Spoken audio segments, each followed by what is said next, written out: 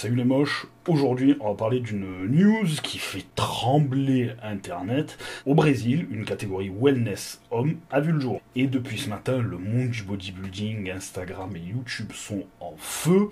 Ça parle que de ça. Et après m'être renseigné 2 minutes sur le sujet, au final, je comprends pas pourquoi est-ce que c'est autant polémique.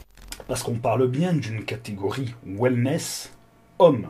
Ça n'est pas un homme qui allait concourir avec les femmes wellness. Non, non. C'est une catégorie wellness homme, comme la catégorie bodybuilding femme. Et depuis que j'ai vu la nouvelle, il y a plein de réactions différentes sur les réseaux.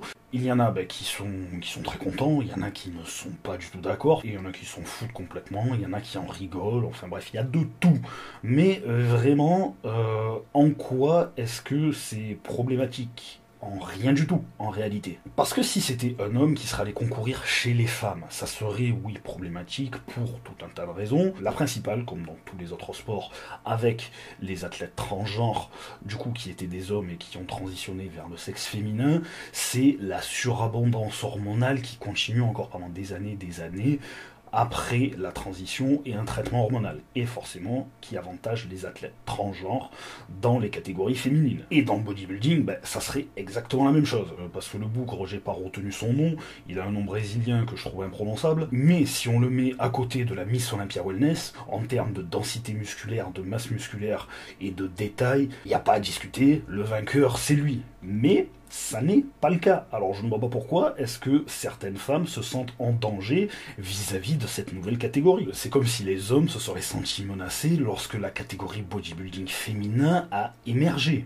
Ça serait complètement débile. C'est pour ça qu'on a créé des catégories, histoire que tout le monde soit peinard. Parce que concrètement, même s'il y a des femmes qui commencent à avoir des masses musculaires qui sont proches de certains bodybuilders open masculins, aucune femme n'atteindra jamais le niveau de Ronnie Coleman, ça on peut en être sûr.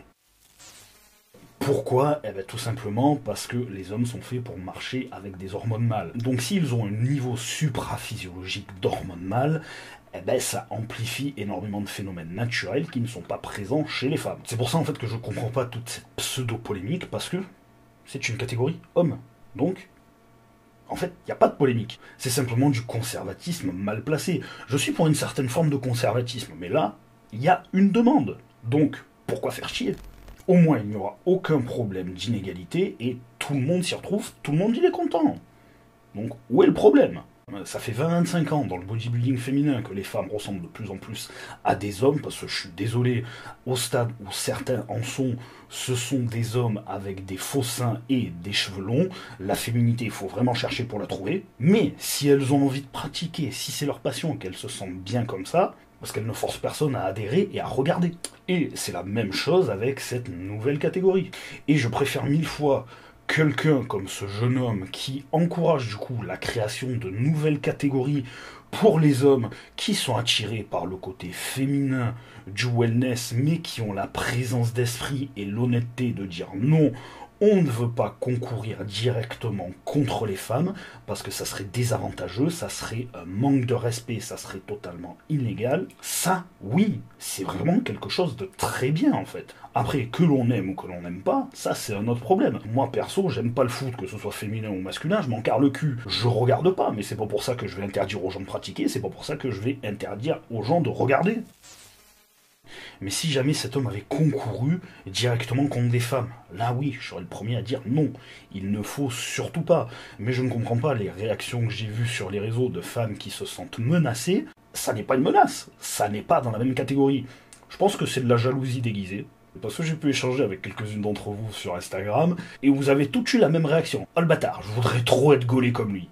C'est la vérité, parce que morphologiquement, il a tout de la catégorie wellness. Les fémurs courts donc, des quadriceps et des fessiers vraiment énormes, un buste long avec une taille fine, des bras courts et une petite cage thoracique, c'est du wellness à 100%. Et en plus de ça, le mec est heureux, il a l'air de vivre sa meilleure vie, il a l'air super sympa, donc forcément, ça va en faire rager plus d'une.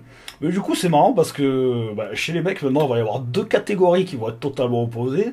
Il y aura les men physiques qui ont que du haut de corps et pas de jambes, et il y aura les men wellness qui auront que du bas du corps et qui auront très peu de haut de corps.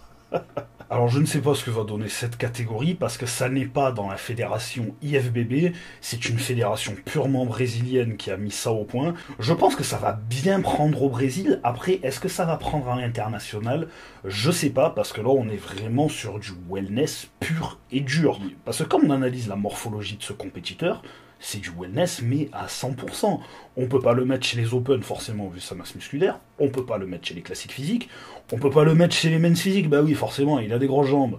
Et on peut pas le mettre chez les 212 non plus. Mais vu que c'est une morphologie qui est déjà très rare chez les femmes, et encore plus rare chez les hommes, on verra bien où ça va, mais moi je trouve que c'est une bonne chose pour les hommes qui sont attirés par tout ce qui est le côté féminin du wellness, mais qui ne peuvent pas concourir chez les femmes. Comme les femmes qui sont attirées par le côté très musculeux du bodybuilding, mais qui ne peuvent pas concourir avec les hommes. Voilà, c'est la fin de cette vidéo. Comme d'hab, si tu as envie de donner ton avis, tu peux le faire en commentaire.